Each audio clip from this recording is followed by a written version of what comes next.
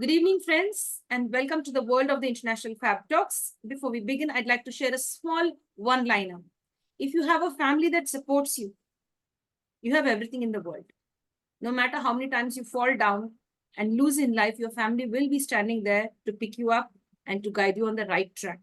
Now, apart from family members, there are several unsung heroes and several individuals across the world who are a source of inspiration to us. And today we have a wonderful inspiration, Miss Arpita Ghosh, a wonderful person who has a lot of wisdom and experience. She's here with us to share her journey and to empower us in the right way. Join me, friends, to welcome our celebrity and guest. She's joining us all the way from Pune, Maharashtra, India. Hello, ma'am, and welcome to the session, dear. Hello, Andrea. Thank you. Thank you for this opportunity. Thank you so much for obliging and agreeing to share your time and space with us. It's really a honor for us and a matter of pride. Thank you so much. Same here.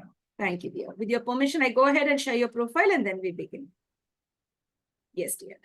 Thank you, ma'am. Friends, you'll be wondering as to who is Arpita Ghosh, ma'am. I shall share her profile with you and then we begin the session. So, friends, she has been a versatile personality into many fields. Let's get to know more about her.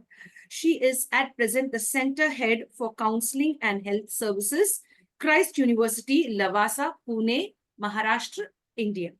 Now, apart from that, now, who is this beautiful individual? She is a person who loves empowering individuals and touching lives. This is what is the tagline that she goes by. She is a multifaceted individual. One can see her versatility in various roles as she plays various roles in a very beautiful way. She is a wonderful life coach, a great mentor. Above all, she's a great humanitarian where, she understands the other person without you even having to say anything. She gets to know about what is on your mind and how she could be of any help to you. And she's also been a part of the media.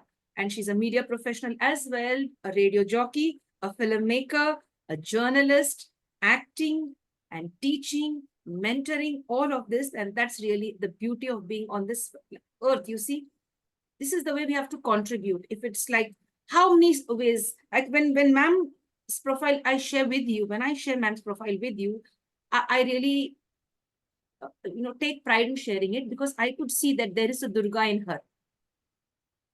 Because she does all kinds of various activities. This is how Goddess Durga shows her power and strength. She's here with us, and here we'd love to have the Durga in all of us. We have one person here. She is Arpita Ghosh. That's really nice, ma'am.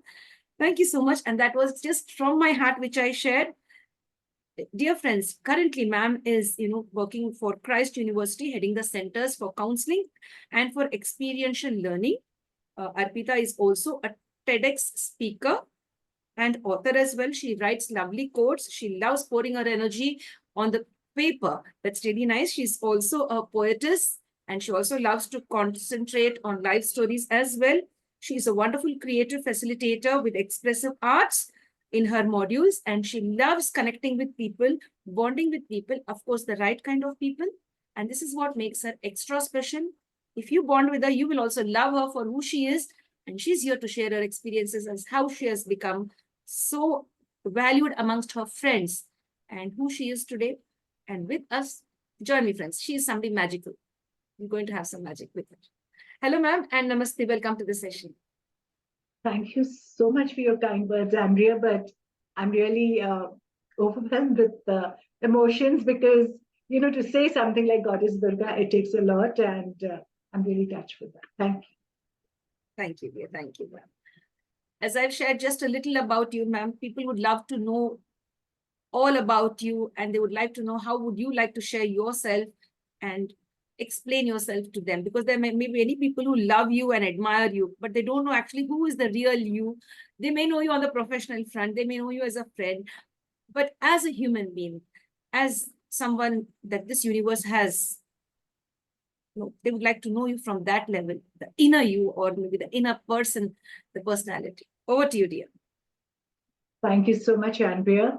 So when you talk about the inner person, I think the inner person has evolved over the years. It has taken a lot for that inner Arpita to evolve, or for, you could say, for the goddess in me to really come out. It's been a lot of hard work.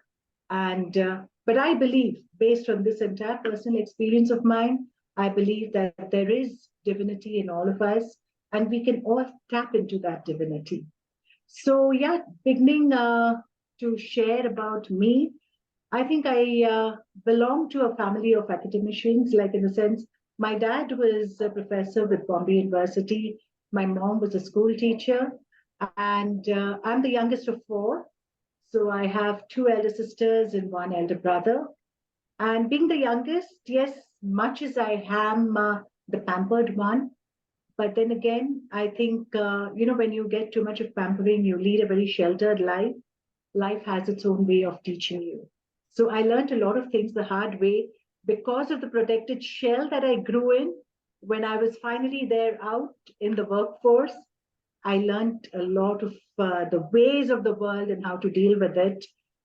So that is one thing which I keep telling, especially all the only childs and the younger ones, that allow each individual to bloom in their own thing. Too much of overprotection makes life a lot more difficult. The coping mechanisms and all. Uh, in our days, we never had mentors, and we just learned things growing up just like that. So, one thing which I can say with pride is my parents never compromised on giving us the best of education for all four of us. We got the best of education in good school in Bombay, Christchurch. That's where I did my schooling from. After which, my colleging went on to Wilson College, and I gave 7 years in Wilson College. You would be surprised to know, and I'm sure everybody will when they have heard what the kind of profile that I share. But if you ask me my degree, I'm a PG in chemistry. And somewhere that came along because, like I said, my dad was a professor in chemistry. He was with Udacity. Mom, of course, was social studies. But then my elder brother and sister, they were all into chemistry. And being the youngest, I felt I need to, move along the way and be a PG in chemistry too. Like we are a family of chemists. But somewhere, I don't think I had the chemistry for what chemistry had to offer. So then began my quest for exploring my own journey. What do I like? Where do I want to be? Because nobody gave us talks on career counseling, on goal setting. I mean, these were things we kind of just moved along, like, one to the other, we just flowed. 12th, and then, okay, if you don't get into your medical and engineering, you follow the normal BSc, MSc path and all. And I think after my MSc, the opportunity that also was there to be a lecturer in chemistry. Believe me, I just could not imagine myself teaching chemistry. But just look at the way of life. I got introduced into teaching in 2003, but not chemistry. I was teaching students of media. Because, like I said, when I started exploring, I moved from a whole lot of sales and marketing jobs. And I worked with some of the best companies, Eureka Forbes, then Sterling Holiday Resorts, HCL Computers. Then I was also with the dealer of Advani Orlicon and ITW Signode. So from industrial selling, concept selling, but I was not getting satisfaction out of that. Like, there was a restlessness in me that, no, there's something more. And here is where, again, when you talk about family support, my family was very supportive. It was not that, okay, you need to earn your own money and you need to do this. I would just go home one day and tell my dad, I can't manage this job anymore. I think I'm going to just give in my resignation.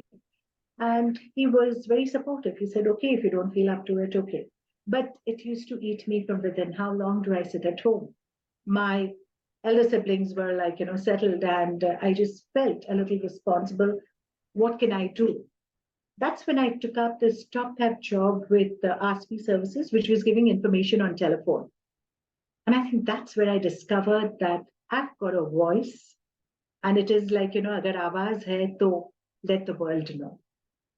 So from there on, I moved on to do my certificate course in voice modulation, gave my audition at All India Radio, and the sense of satisfaction I got when I sat behind the consoles doing my first duty as an announcer, I said, now there's no looking back.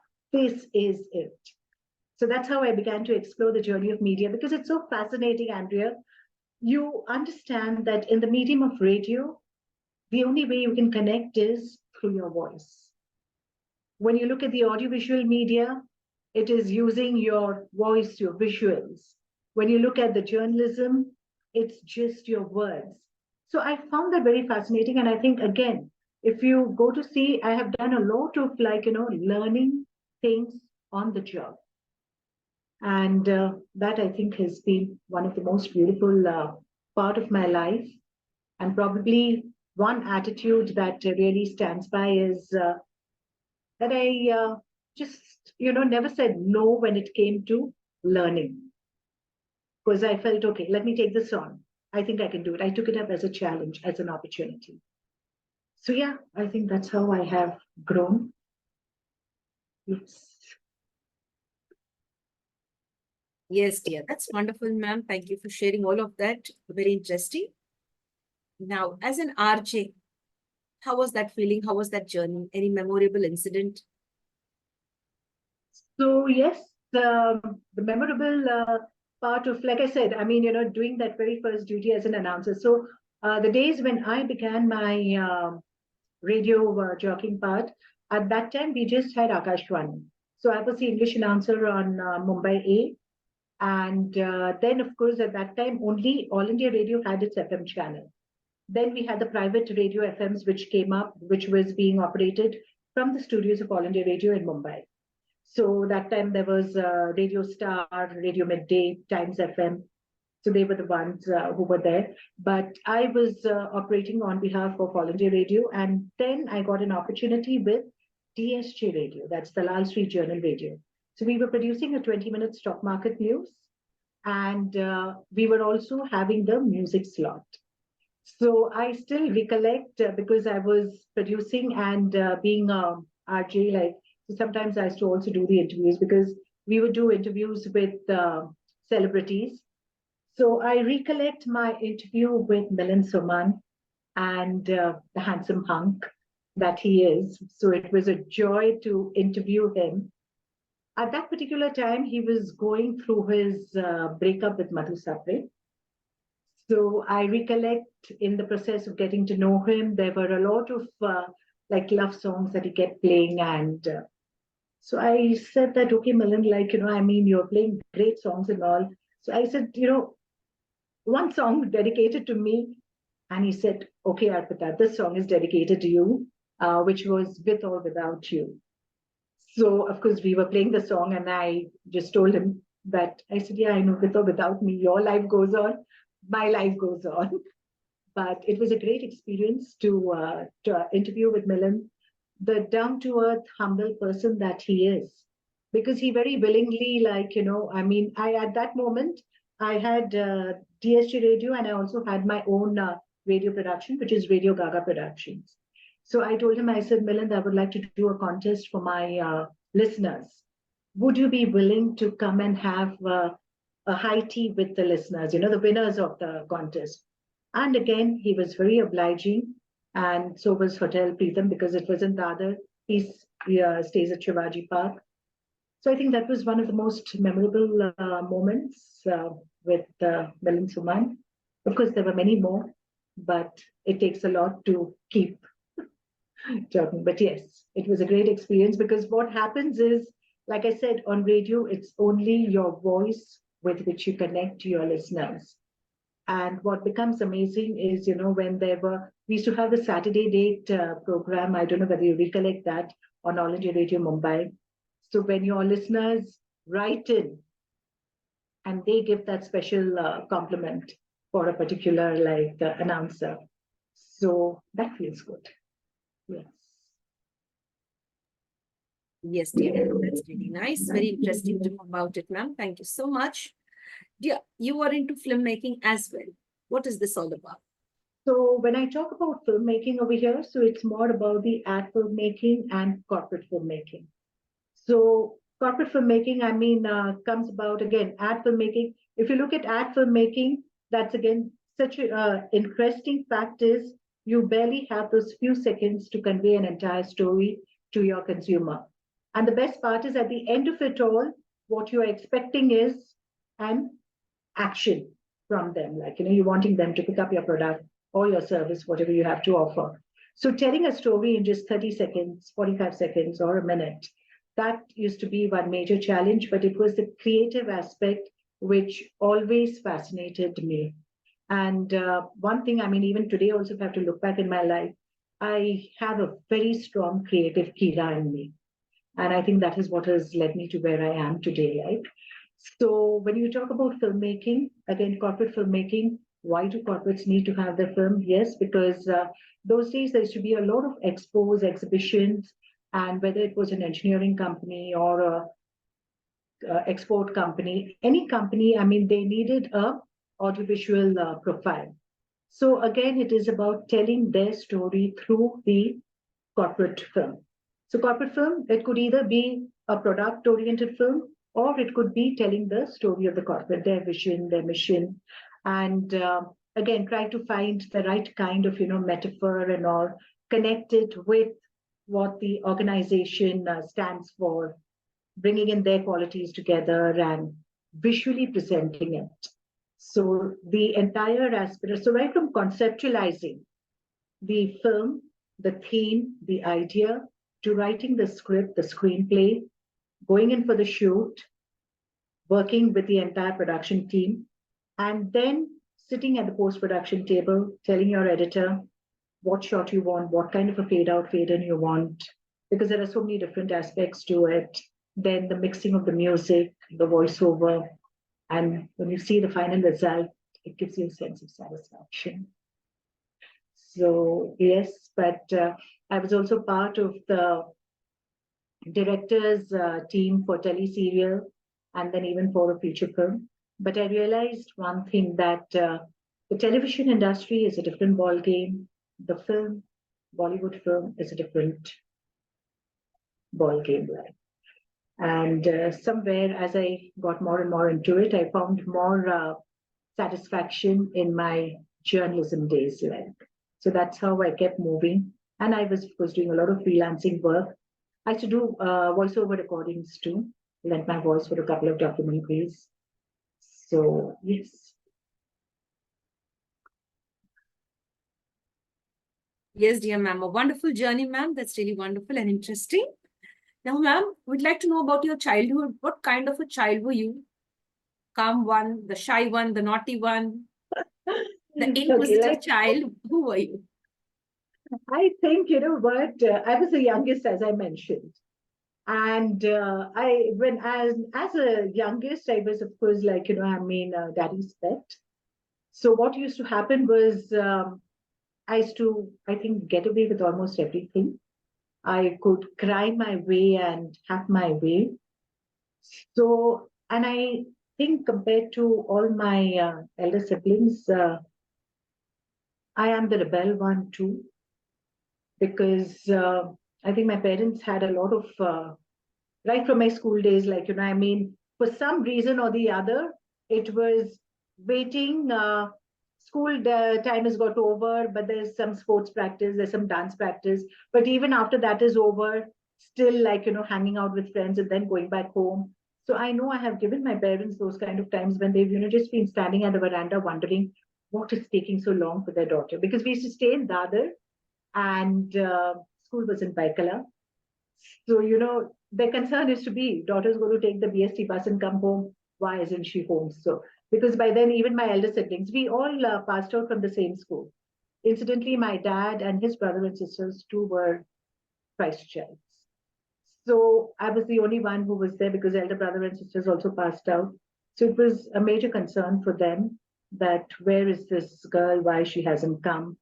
And then from school, when I moved into college, again, I moved in with my school group into college.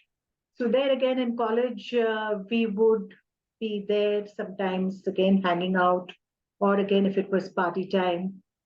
And I think I did give those kind of trouble times to my parents too. When it came to, that was the only trouble I gave them, coming in late, giving them one time and not being able to reach at that particular time. So the only good thing was that, okay, my friends would come to drop me, and along with me, there was another friend of mine who stays in Andheri. So dad would be there at the door, like, so, but before he could get on to, saying anything more, he would take one look at my friend and then he would tell the other boys, you all have to go to Andheri. Go, get going. Her parents also must be waiting. So that's how I think, we all kind of supported each other. And that's the kind of child I have been. Any interesting incident with your siblings?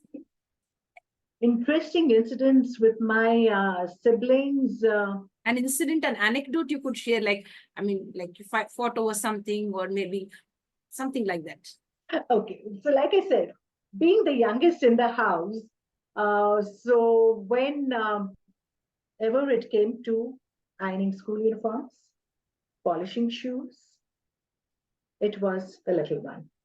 And I think at this point of time, I really don't mind sharing with everyone, puti. So in Bengali, puti is like girl. Okay, so dad used to call me puti. All right. And somewhere over a period of time, that puti became like, I think it was my bua, one of my buas who had come. So she was, the anglicized version, like, so she put puti, like, so she made puti poti. And that became like, one big joke. Of course, I just took it in my stride. But what used to also happen, my brother used to be sitting and studying at one table spot. My sister would be sitting and studying at him. And then between the two of them also, if there had to be a notebook being passed, my brother would call me and he would say, give this to her. And if she had to, so, I used to get bullied that way. And then it used to be, when we start our own office and all, you're going to be the peon. So, of course, we still joke about it because now everybody's married and they have their kids and all. So they say that, that is what we used to tease her, but see where she is now. Like. So, yeah, I think that has been, but the best part is no matter how much we had all this, because between my elder sister and me, there's 10 years of difference, brother and me, 7 years, and my next sister, there's 5 years. So, but the bonding has been very good, though neither of our parents are around today, but touch wood, by the grace of God, it's a very close-knit bonding that we share with all the siblings, and that has really like kept us strong. Because one thing I think I can say when it comes to family, like I said, both my parents were teachers, so financially it used to be a tough time. We would definitely know when it is the beginning of the month, when it is the middle of the month, and when it is the end of the month. But no matter what we went through, somewhere we understood that just being together and being there for each other helped us to tide through all those moments. And that still exists. And I'm grateful for that. Because, like I said, for all the exploration that I did during my professional life, I think it's thanks to my family. They stood by me financially too. I'm sure you understand as a freelancer, your income keeps fluctuating. And family has stood by in a very strong way to give me that support and say that, okay, you want to pursue your dreams, go ahead, do that. We'll give you the support.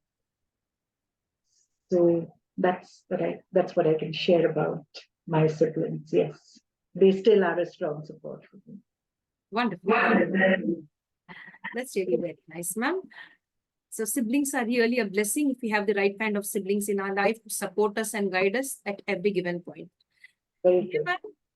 Now, we talk about your college days. What kind of a college student were you? Did you bunk colleges? Did you go for movies? Did you trouble the lecturers? How was it? I really love this because, like I said, of course, I don't mind sharing any of it now. And yes, during college days, who doesn't bunk lectures? And like I said, I'm a Wilsonian. So the best part of college was like Wilson College is in close proximity to Hanging Gardens, Malabar Hills. And I know we used to, like travel from, because my friends were from Bekla, Andheri, Khar, me from Dadar. 7:15 in the morning, we had our lectures. So wake up in the morning, travel all the way to college, And just one of our friends had to say, hey, do we really want to attend the lecture? And it used to be, okay, let's bunk. But what do? Let's go to Hanging Gardens. Just walk down there or walk along Chowpatty. We've done that. And I think I have, not I, but of course, my friends and me, I mean, we have even given attendance and jumped out of the class. And I still recollect because in Wilson College, like, the principal's house is just behind one of the classrooms. So this was an afternoon lecture, and you had that elevated form of classroom. So we gave our attendance, and then from behind, we were just jumping out. And from there, the principal comes, and we just didn't know. We just greeted him, and we just stood aside. He greeted us back. He peeped into the class, and he walked away. And then we were like, my God, just look at us. And this was, mind you, when we were in the 11th, first year junior college. And I think we continued to just be our naughty selves, but naughty in a nice way. Naughty in a way where our teachers really appreciated us. So like I said, chemistry major. So I had taken CVZ, that's botany, zoo. And so botany, zoology, we used to really like have good fun with our faculty members over there.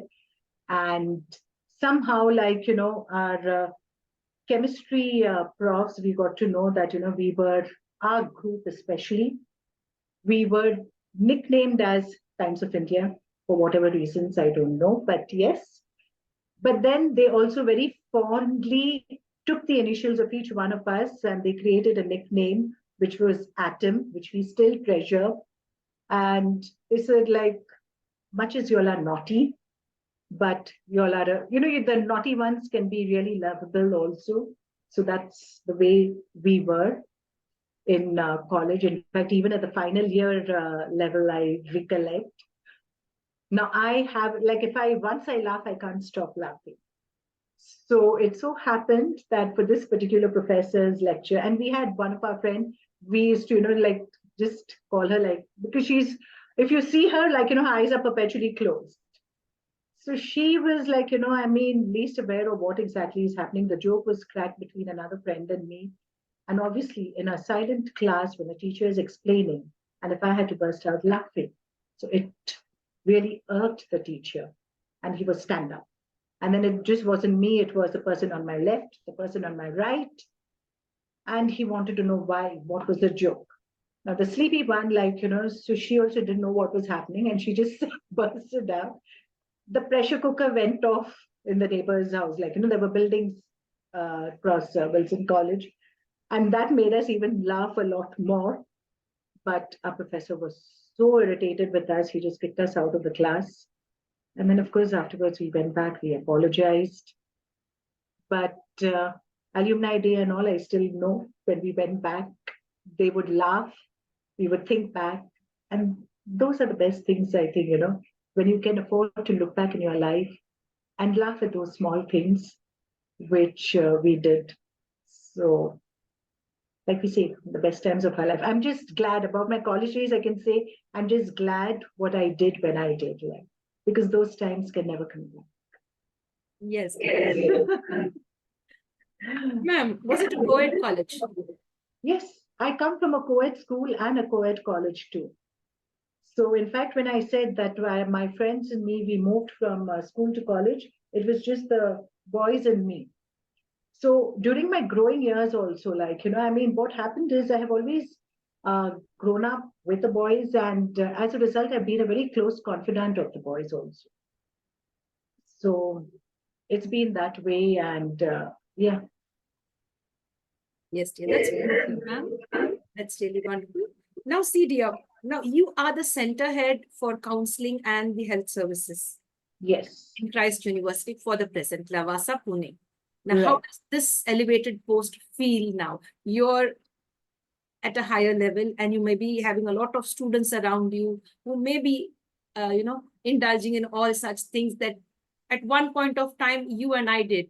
Now, how do you deal with this as the head of the department? So yes, what happens is I do keep talking to them.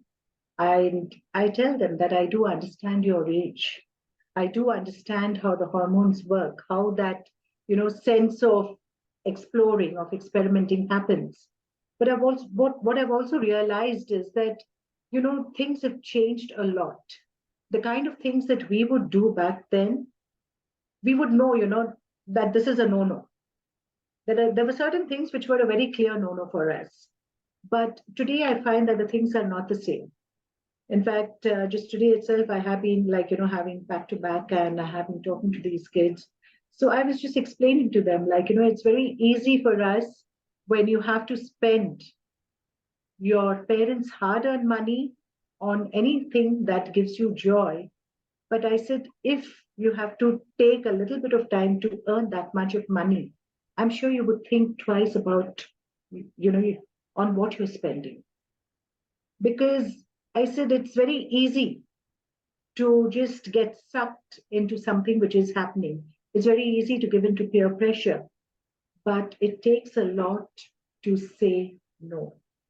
So I said, be like a tree which has strong roots, and those strong roots have to be rooted in your values. Because if you're a person of values and principles, nobody can shake you. And that's what you have to try to identify with. So in fact, in my entire journey of life, I can say it's been all about connecting to the self. And we spoke about the inner. So it's been a lot of work on the self, a lot of self-development, self-management, learning things from life. And that is what has given me the understanding that an individual who has a very high level of self-confidence, a high level of self-esteem, can really stand tall and strong. Nothing can shake him or her. So if these two are in place, we can keep learning, we can keep growing, and there's nothing to pull us back. But when we have low self-esteem and lack that confidence in the self, no matter how much of additional, externals we get, we tend to, have a lot of self-doubt, and other things can just pull us back.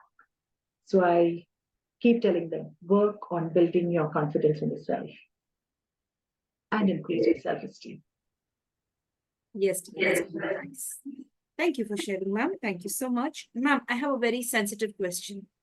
Now, you being the head of the department over there in the university, that's Christ University, with counseling and healthcare as the main focus, in that domain you excel as the head of the department. Now, I'd like you to share your thoughts and views with regard to teenage pregnancy. Now, till in the 21st century, we have a lot of preventive measures and to avoid pregnancies. In spite of that, there are a few teenage girls and boys who have become parents at a very young age. And now the burden falls mostly on the young teenage mother. True. So I would like you to give out a message to all the teenage girls out there, how to stay safe, because now they have crossed many boundaries. Earlier it was there, but now it is like you have access to know what is right, what is wrong, how can you prevent certain things, and how you can stay safe. So I would like you to give us a nice, strong message for the girls out there who are still teenagers. Okay. So one thing is, which I always tell the young ones, that, something, every interaction, it always begins first with a stranger. Then from that stranger, you become an acquaintance, from an acquaintance to a friend. Intimacy comes much later in life. But okay, like I said, the age, the hormones that play up, I can understand that. But we are living in a world where technology has come in. There are a lot of new inventions which have come in. So if at all there is something which you have given into, like if you have given into that particular moment, but you need to ensure that you are not going to get pregnant, I think it's very important that you rush to a medical and you take the pill. There are, for the girls at least, that is there. For again, the boys, there is a condom. So the whole thing is to talk to the youngsters in a very open, matter-of-fact way, that yes, these things are natural, but you also need to understand that every action has a consequence. Before you get into the act, ask yourself that these are the possible consequences. Am I willing to take responsibility for that? Because the moment we bring in that kind of awareness to what am I acting on, what my behavior is, I am sure we will be able to take more care of these pregnancies. The thing is, we are so driven by the heat of the moment, this, like the adrenal flow and everything. You just give into the moment, not realizing that you need to pause, just take a step back, think. Because there's no point in giving into something and then again later on, sometimes they come back with so much of regrets also. So before you get into the act, just take a pause. Stop yourself, ask yourself, why am I doing what I'm doing? Am I willing to take responsibility of the consequences that could happen? And I think that will help us to act more wisely. Because every moment in our life gives us a choice. Let's choose wisely.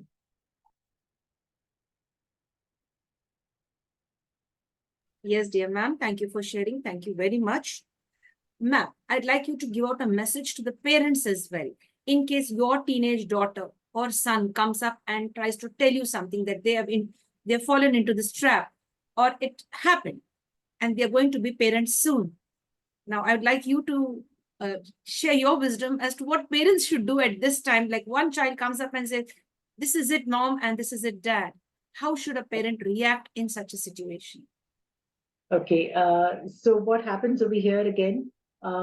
Pregnancy is one thing. Another thing today, parents have to deal with is the sexual identity. Because I've had many kids who going through this, they want to open up to their parents, but they just don't know how to open up to their parents.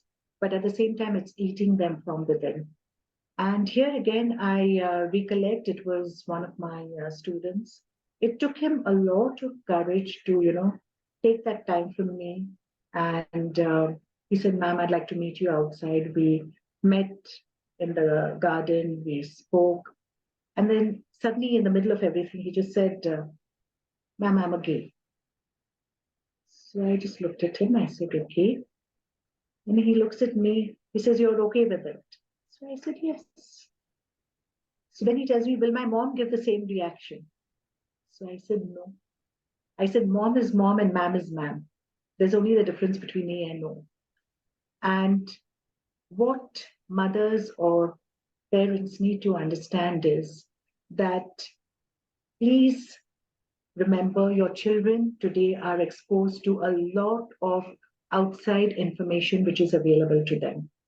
That information may not be right, it may not be good for them, which is why we as parents need to give them this information at home within the safe four walls of our secured home. And for that, parents need to shed their own inhibitions.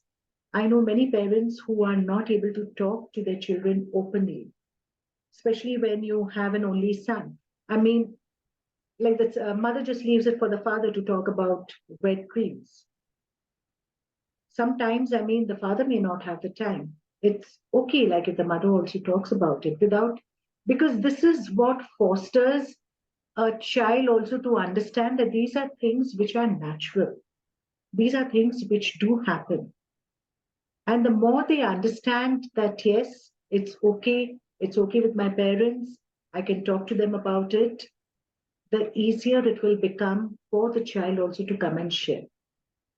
What is happening today is parents, there is a gap which is happening. So, and children are very smart today. What they do is, they will give, "Mama, my classmate."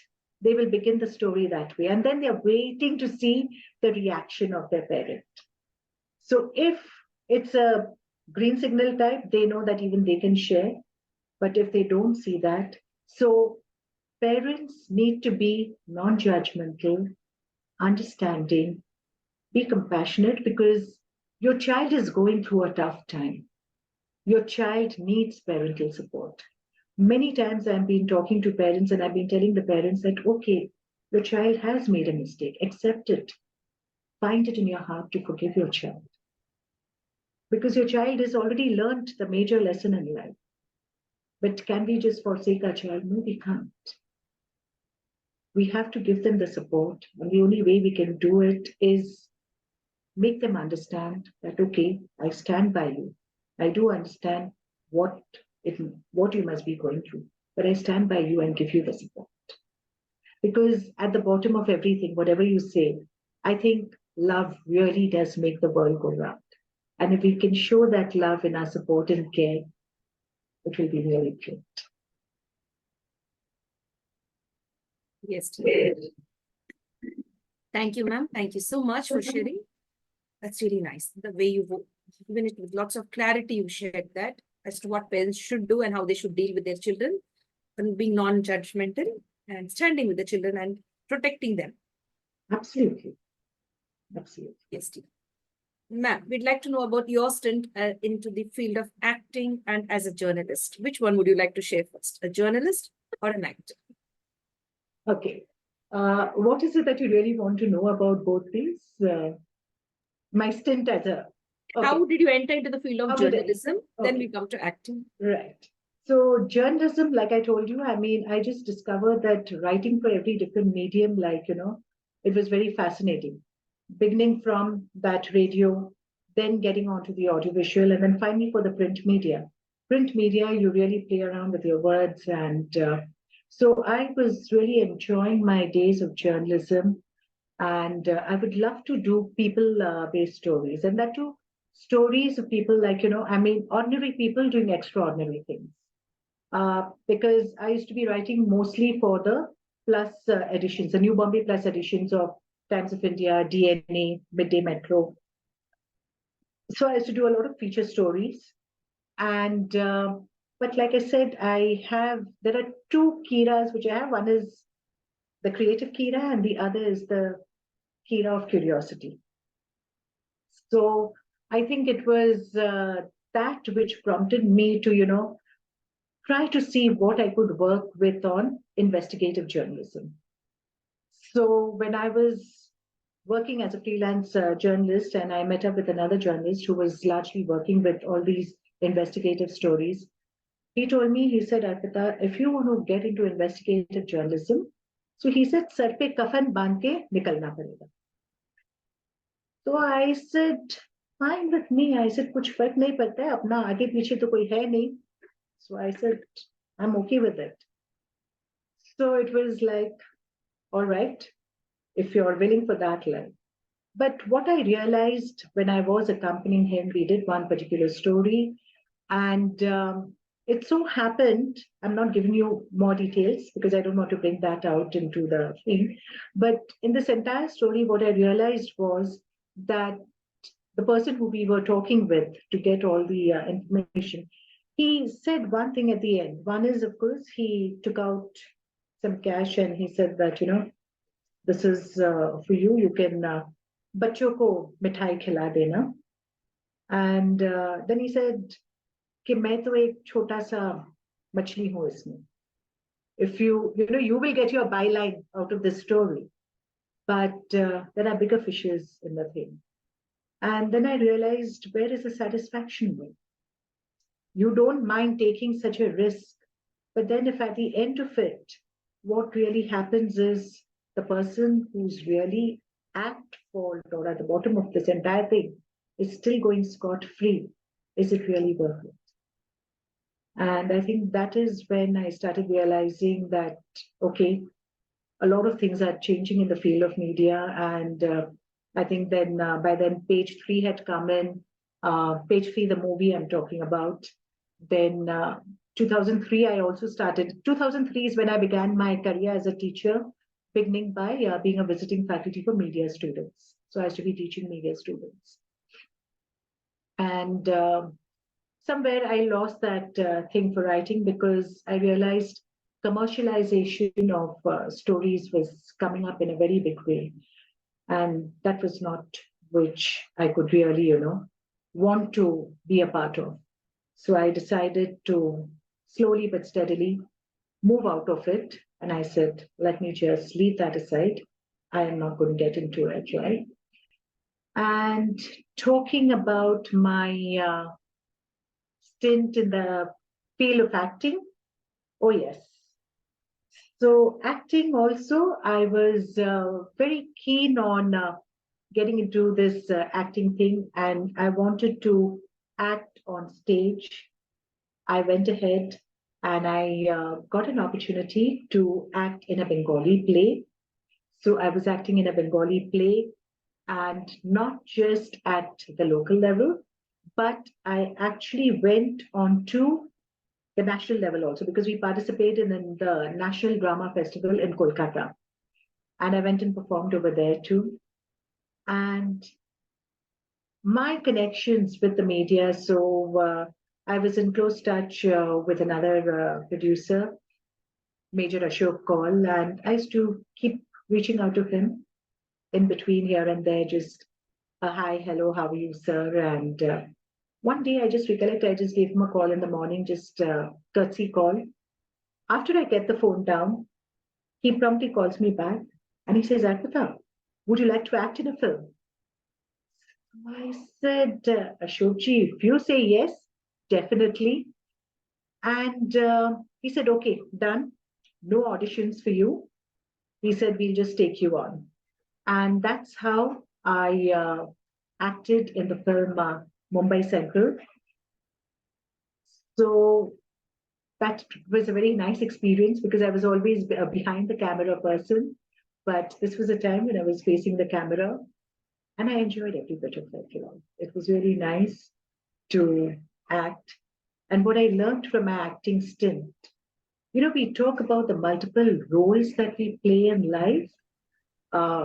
We just keep switching roles from one role to another. And like I say, give every role your 100%.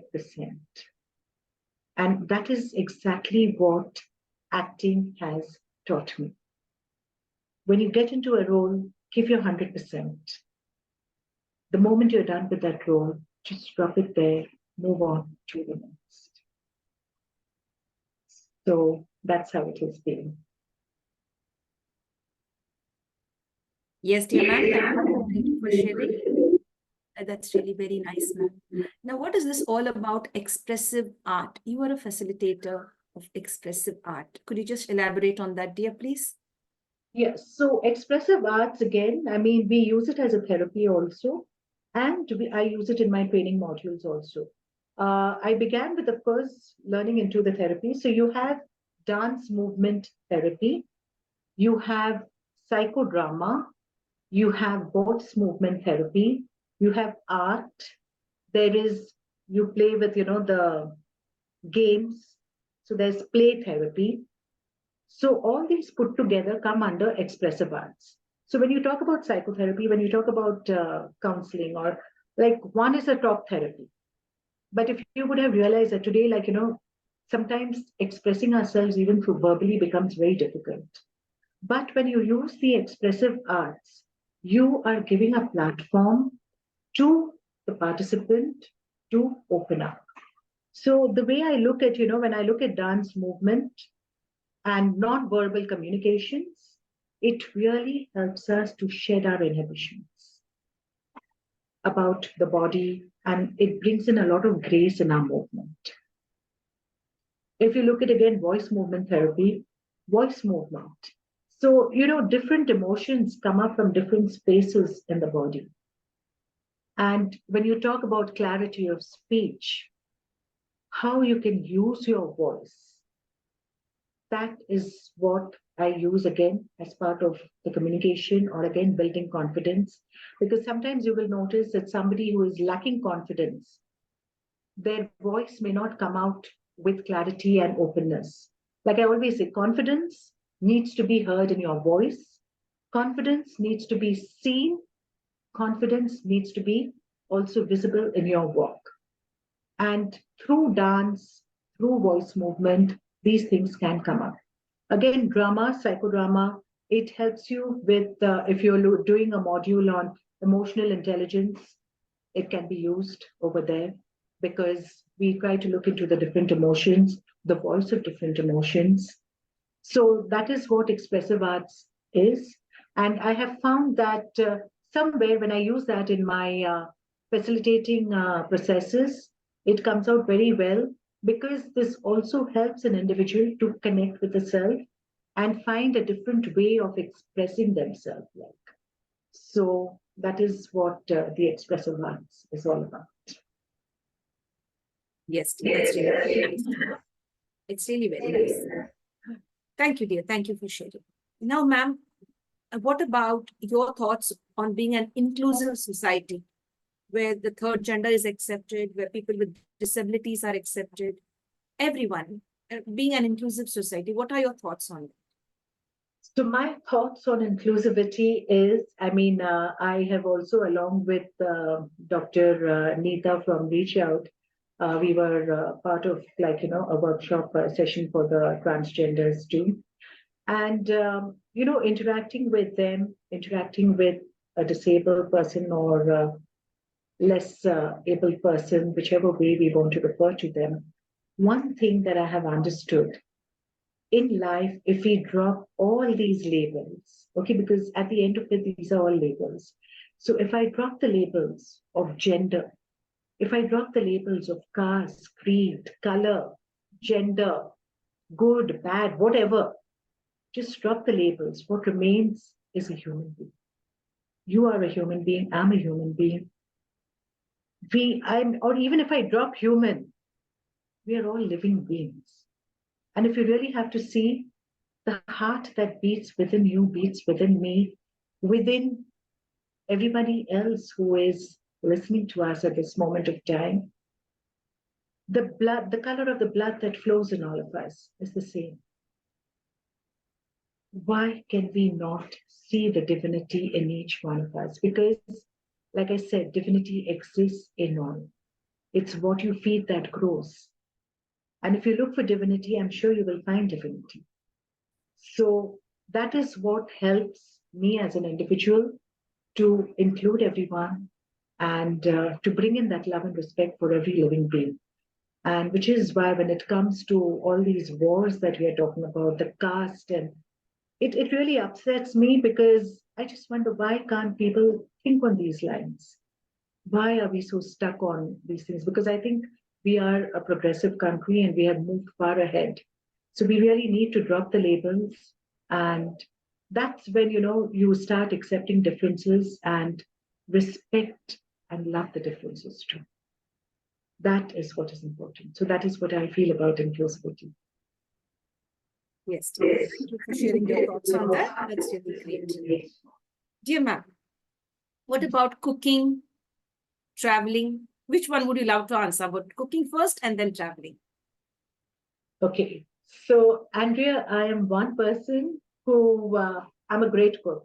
I mean, whoever has had my Haat Ka Khana has always appreciated my food. I cook non-veg as well as vegetarian food.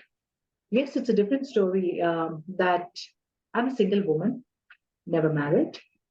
But I love to cook. So when I cook, I love to cook and feed people. Now in Lavasa, I stay alone over here. So I always say like, akele ke liye kya khana banana. So I'm very happy with the canteen food and the cafeteria food and all. But yes, on a holiday, I don't mind cooking. But when I cook, then I love to invite people over because it's like cook and feed people. So that's my take on cooking.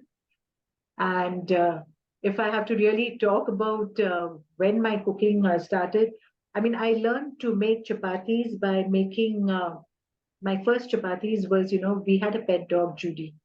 So that's how I learned to make chapatis. And then I became the chapati expert at home. Again, the youngest in the house, and I used to make the chapatis and was known for making nice soft chapatis. I still make. It's a different story that I have reached that stage now, and where it is, I can do.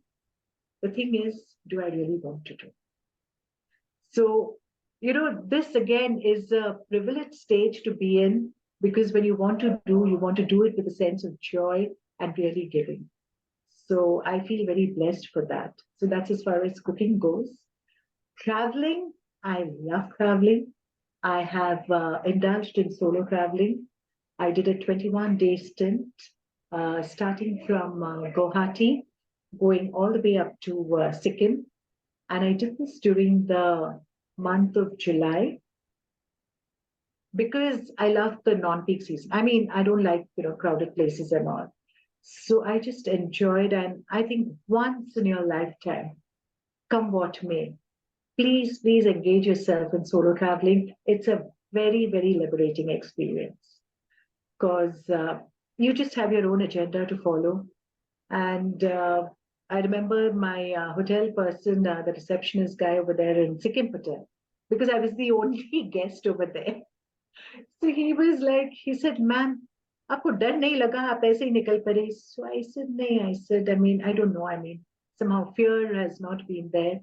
And when I talk about fear, I think it was, I lost my mom when I was 30. And somewhere in her passing away, that's when I got into, my quest for spirituality and understanding life after death. And that's probably when I also understood what is this life purpose, and all those things. That clarity came at that time. And in her passing away, I've always felt a strong ring of protection. I don't know, but that's just there with me. And I've been able to navigate through life because of that. So, yes, traveling is something which I enjoy. I love doing it, and I will continue to do it. Yes, dear. Solo travel is really emancipating, and it makes you feel free. You have your own agenda, as you say, you're the own boss, and you're the only person to take care of, and nobody else like getting missed out. And it's very empowering, ma'am, because I've also been on a solo traveling trip. Okay. It's really, you break that fear within you and go ahead, ask for information. True. Try to find out who's the right kind of person I can connect with. And I know. if something is fishy, you just move away quickly, find somebody else who's more honest, and maybe the authorities. You never know like how strong you are when you're on your own. Oh, absolutely. And, yes, Totally agree with you. Especially while traveling, that's really a sense of heightened pleasure and joy. Yes. Yes, it really is like. Yes, those are really nice. Yes. Yes, ma'am. Dear ma'am, now we'll ask one major question, like with regard to many of the women who are educated but still suffering abuse at home, in their marital homes. They may be highly educated as well. Right. It could be the financial aspect, dowry harassment, or maybe it could be verbal abuse, physical abuse. It could just be they're under the influence of a narcissist and narcissist and all of this. Now, what message do you have for the women folk out there? So for the women folk, I mean, one thing I can say, because when we talk about women empowerment, so there's been a lot of talk on social empowerment and financial empowerment, education and all. But I think what women really require is psycho-empowerment. Psychologically, we need to empower our women. And when I talk about psychologically empowering our women, we need to make them realize that they have the power within to break away from their, like they have it in them. Because if you see, a woman has tremendous amount of strength. She's very resilient. But only thing is, she does not want to use that power. So the day she realizes that she can break through that power, she just has to make up her mind. Just be a little bit more determined. And at the end of the day, it is in our own hands.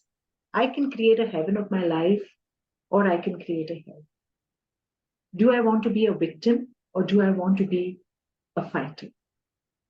So it is there in me to fight, to break away from situations, because I feel, and I have seen, I do have cases of some women where sometimes they're not willing to help themselves, and they're so comfortable in that victim state.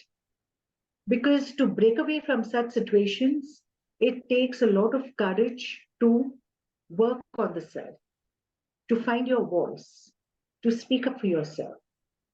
That needs to be done. So I would just tell the women, like you said, there is a Durga in every woman. There is a goddess in every woman.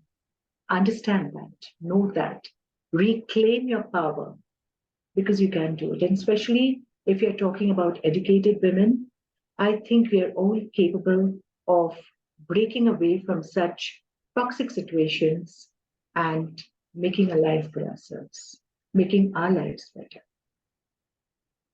Yes, dear. Thank you for that message, ma'am. It was really very empowering. I don't like to be coming across like being gender biased. We'll not leave out our male Men. members, men. We'll take them into the conversation now. Now, there are several men out there who are extremely sensitive, emotional, and connected with bonding with the family and all of that. But the people I've come across, a set of men, youngsters, the youth, with regard to the male gender, male members. Now, they have a complaint that they have been facing a lot of childhood trauma and they're unable to forgive their parents, or they have these flashbacks of how their parents were fighting in front of them, or how one parent left the family and, had another family and all Right. of this. So the girls are able to forgive their parents and understand the gravity of the situation. But there are a few boys, youngsters who I've met, and they have spoken to me, and they have this pain within them. We are unable to overcome the childhood trauma. We can't forgive our parents. Now, I would like you to share a message for all of them, like how they could just forgive and move on, because you never know, you may also fall in the same. Absolutely. So I mean, my message to all those young men who feel they have gone through some kind of childhood trauma because of the family, I think healing begins with first forgiving ourselves.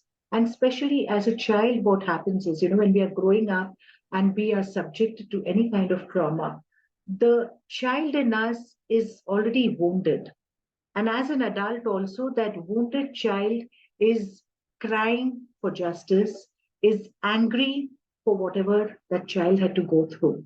So, as an adult, I need to reach out to that wounded child and first forgive the self, forgive and ask forgiveness that I'm sorry, I could not stand up for myself or fight for myself at that moment of time. After all, I was only a child. But we need to connect to that inner child and say that today, as an adult, I am capable of taking care of you and I will take care of you. So it begins with forgiving the self and then taking a step back. And also, because as an adult, I am now in a better position to look at my parents and understand they may have had their own issues, because each one comes with, a journey of their own shortcomings, their own problems and issues. They may not have realized the impact that they have had on the child, but let us again find it in our hearts to forgive them. Because forgiveness is the beginning of healing ourselves. So we need to begin from there. And once we're able to forgive, then slowly but steadily, with creating a good support system, we can really help ourselves to move out of it. Thank you so much for that wonderful message, dear. Really, it really has a wonderful impact on me, on my mindset as well. And what I could even share if anybody comes across, like you say, when you forgive, you begin to heal within and be more mature. Sure. Yes, dear. Now, dear ma'am, before we go on to the next round of the interview called as the rapid fire round, which will take another 10 minutes, before we enter into that phase, is there something else that you love to focus your energy and share? Any topic that I didn't touch upon that you'd like to share? You most welcome. Okay, so I think the topic that we didn't touch upon, and which again I would just like to throw a little bit of light on, is like I mentioned to you, I've been a TEDx speaker too. And what I spoke about was the body talks, are we listening? And this is very important, especially in today's day, because you may have realized that, most of us are actually suffering from a lot of psychosomatic diseases. Okay. And why this is happening is because we are not able to address the emotional stress that we have within us. So mental stress, physical stress, most of us can take care of, but it is the emotional and mental stress that we do not tend to address. And it is these two stresses which really create all the aches and pains in our body. I'm saying that again out of my own experience because I understood that somewhere in the loss of my mom, in the loss of my dad, there was a lot of insecurity that I felt. And like I said, I mean, being the youngest, suddenly, yes, it was like, okay, only siblings are there. Like, just felt that loss was too much, but I could not address it properly. And it all resulted in a knee pain. Like, I mean, that knee pain was so bad that I was actually limping. And obviously, when you go to a doctor, he will say that reduce your weight and, you stop having this, you stop having that. But touch wood, today, in spite of the weight and everything that I have, I've been able to address this issue. I've been able to take care, understand from where that pain was coming, why it was coming. And if you read Louis Hay's book, like, Heal Your Body, Heal Your Life, you really understand where we keep storing our emotions. So it's very important to acknowledge the emotions that arise, to see what those emotions are trying to tell us, rather than just pushing them in, swallowing them, and then they go knocking onto you. Hey there, I'm here. That's why you're hurting. So let's like not brush our emotions under the carpet, but let's look at them, let's acknowledge them. And emotions are very temporary. Just let them arise, watch them, and let it go. Yes, yes. Thank you, ma'am. Thank you. Thank you so much. That's really good. My dear friends, what ma'am has just shared towards the end, concentrate on that and build a beautiful life. Ma'am, we have a small segment called as the rapid fire round, which will take another 10 minutes. You've been very patient and polite all through this 1 hour. Thank you very much. Join us, friends, to get to know about the likes and dislikes of our celebrity and guest. She's Arpita Ghosh, ma'am. She's here with us. Dear ma'am, your favorite breakfast? Bread and omelette. Tea or coffee? Tea. Ice creams, you love them? Your favorite one? Mango ice cream. Wow, that's great. Are you good at baking too? No, but I love cakes. Which flavor, like? Chocolate. Wow, that's great. Or blueberry cheesecake. Yes, dear, that's wonderful. Dear ma'am, how would you explain or define a wonderful day, or how you want a wonderful day to be? In just one word. It's like one word? In one word, define a beautiful day or perfect day in one word. Satisfying, physically, mentally, emotionally, and spiritually. Yes, dear. Your favorite color? Red. Wonderful. Your favorite mode of transport? Car, but I don't drive. Your favorite season? Winters or the rains. I'll take rainy season. You're an early bird or a night owl? Early bird. Your favorite recipe? Favorite recipe will be Bengali, since I'm a Bengali, mache jhal. So that's the mustard gravy fish that we make. It's very simple to cook. So you take mustard seeds, mix green chili, garlic. Of course, soak the mustard seed for some time in the water. And then those soaked mustard seed, green chili, and garlic, you grind it together to a fine paste. In a pan, heat some oil.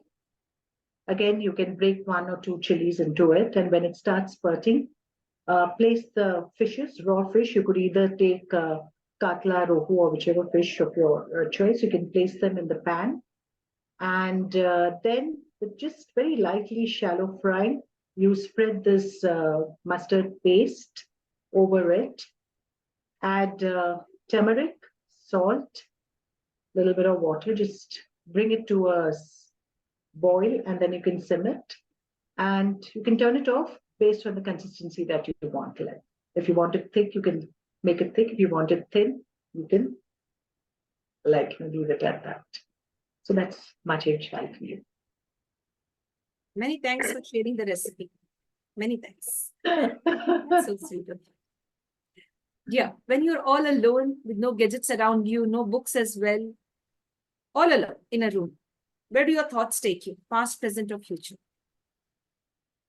I think it takes me to the future, and most often, actually, when I'm alone, I sing. I love to sing. I sing. Yes, dear. You love socializing or me time? Both. I need a balance of both. See, one is what happens is with my profession anyway, there's constant interaction. So I need to recharge my own batteries, and that's why I like to, at the end of the day, just retreat into my own shell. That's when I recharge my battery. I do like to socialize. Not, I'm not very good with the small talks. I don't like to engage too much in small talks. I like deep, meaningful conversations. If that happens, it's really great. So yes. Yes, dear. Ma'am, the name of your favorite teacher or sir who has created a wonderful impact in your life, has changed your thought process when you were in school and college? Okay. So college, I wouldn't, not college, but largely it is school. I think those are the years when you really have a teacher who creates that kind of an impact on you. So for me, it was my English teacher, Miss Almeida. And there's another teacher. She was not directly teaching me, but she was very much there. I mean, I was part of the Interact Club. So she was our kind of faculty coordinator, Ms. Gonzalez. So yes, because the passion with which they taught, and I think that is what has remained with me. Their sense of dressing and everything, yes, that is something which has remained with me. And both of them are really wonderful. They are wonderful, actually. Sorry, yeah, they are wonderful teachers. Yes. Are you a beach person, forest person, or a mountain, connected to the mountains? I am a nature lover, and I like all three. Wow, beautiful. That's wonderful. Yes. If you were given an opportunity to read a book or listen to music, what would you take up? Listen to music. Your favorite kind of music? I'm more of the retro, the sing-along ones, be it English pop or the Hindi. So I love those songs where you can sing along, and so yes. What makes you angry, ma'am? What makes you Angry. गुस्सा कब आता है? किस चीज पर आती है गुस्सा? वही तो problem है, Andrea. Because it is with me, it has been such, even when I have got angry, I have been asked, Arpita, was it your anger? And I'm like, seriously? So it takes a lot, to bring out that anger in me. But yeah, I mean, what really, वो बोलते हैं ना, what boils your blood and all, it's basically deceit, injustice. These are things that really make me angry, yes. Yes. Your favorite month? Favorite month? My birthday month, September. What's the date? 1st September. September 1st? Yes. Oh, that's wonderful. That's wonderful. Your favorite day of the week? Favorite day, Wednesday. Is it comfort or style? Sorry? Is it comfort or style? Comfort. Yes, dear. The next question is, do you believe in a second chance when a student or a sibling or an acquaintance or a friend or maybe even a stranger committed something like unknowingly, not on purpose?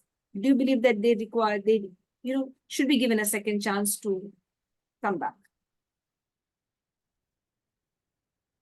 Because we all make mistakes. And I think we all need a second chance. Because it's when we are given a second chance, there is a turnaround that happens.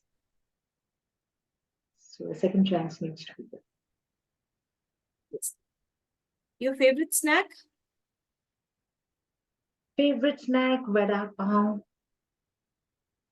Yes, dear. That's really nice, ma'am. Ma'am, the next question coming up. Is it tea or coffee? Tea. Yes, dear. Now, ma'am, the insect that you don't like. Like I've been telling you, Andrea, there's a lot of work that I've been doing on myself. And there was a time when I was very scared of lizards.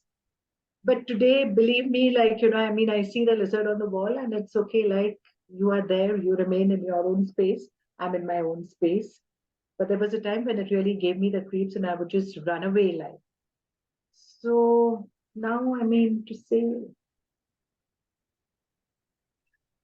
but yeah, the bees, because in Lavasa we have a lot of bees. So I don't like the bees coming in because then that constant buzz. Yes, dear. Ma'am, now the next question coming up is like the best gift that you've received till date. The best gift that I've received till date is this gift of life. The gift of life from my parents. And because in this gift of life, I'm able to do so much more. I'm not just able to give, but I'm also able to receive so many more gifts. So I think I would say it's the gift of life that has been one of the best gifts for me. It's a wonderful way to share that beautiful gift, which is really precious for each one of us, the gift of life. That's wonderful, dear. Now, dear ma'am, towards the end of the session, it's not a question, it's a request. We'd love you to share 3 magical words. In fact, you have created a lot of magic on this platform right from the start till now. Nevertheless, we always put in a little request to our celebrities and guests to share 3 magical words to sum up the session and to empower us in the right way. Apart from please, sorry, and thank you, you could share 3 empowering words. Okay. So 3 empowering words that I would like to share is, if you've heard of the word ego, EGO, which can create so many issues. So the 3 magical words will be eliminate, E, eliminate, G, eliminate gap with others, EGO, eliminate gap with others, are the 3 words that I would like to share with you. That's really very nice, ma'am. Thank you very much.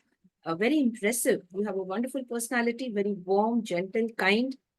And in fact, many of us should be like this, being egoless and being connected with one and all, bonding with the right kind of people and transforming lives. Thank you so much, ma'am. Looking forward to many more interactions with you. And we wish you all the best in all your endeavors. Keep smiling and spreading that smile across the globe. Thank you.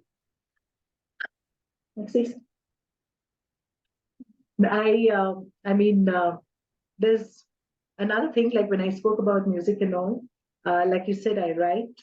So I have also written and composed songs. And if I could just share 2 lines. Yes, please. That's Yes, okay. please. Yes, please. Bengali song. Yes. Okay. All right. তুমি কোথায় আমারে চোখ তোমায় খুঁজে বেড়াই তুমি কোথায় আমারে চোখ তোমায় খুঁজে বেড়াই আমার হৃদয়ে লেখা আছে तुम्हारी नाम तुम हो कहाँ तुम्हें ढूंढी मेरी नजर. My God, that's really so mesmerizing. You just kept me glued to my seat. You have a lovely voice. What a gift that is from the Almighty. Wow. Yes. Wonderful. I am really. Like I said, I really feel blessed and privileged. Yes. So that was one thing that was hidden, which I didn't touch upon. It was so soul stirring, it was like it took me to another world for a second. And like, yeah, I then came back. Yes, we have ma'am in front of us and she's sharing her voice. This one. I mean, from when did you have this passion of singing? Right from childhood? Yes, singing I think was always there. In fact, I mean, I used to keep listening to the radio so often. I wouldn't say so often, but like every time school holidays and all that, I used to listen right from morning till that Bela Ke Fool. I used to listen. So nowadays, even when I play Antakshari, in fact, when we travel with the students, we used to go for industrial visits and all, and in the bus and travel time, whenever we would play Antakshari, one of my students had actually told me, "Ma'am, did you ever go to school or used to just keep listening to radio?" Because that's the kind of stock I have of songs. So I think singing is something I always enjoyed and I still do. Yes, dear. Ma'am, before we sum up, like I'd like you to give a wonderful message to all your students who all are connected with you on a positive note. Give them a big, loved message, a nice, wonderful message. I keep giving them so many messages. The one message that I would like to say at this moment of time is we all talk about life. So, what is life? Love, inspire, forgive every day. The best way to live your life. Love, inspire, forgive every day. That's the message. Yes, dear. Thank you so much, ma'am. Thank you very much. Looking forward to many more interactions with you. Stay blessed and stay safe. Stay connected. Thank you, dear. My dear friends, with this we come to an end to the International Fabtalks for today. We had a wonderful time with ma'am. Please do share this video with the right kind of people. You never know who would be inspired by the work that ma'am does, the way she has lived her life, the various roles that she has played right from the start till date, and how she's been able to counsel people, students. It could be either gender, that the way I questioned ma'am, and she put all of her answers in the right way. You never know who could really benefit from this. Do share this video. And of course, if you like what the International Fab Talk team is doing, stay connected with us, bond with us, comment, like, subscribe, and share this video. Don't forget to smile and spread smiles. And of course, take care of your lovely family. And of course, if you are alone, be a lone warrior and enjoy solo traveling. That is also one of the wonderful wonders in the world. Yes, dear. So much. Thank you. Thank you very much.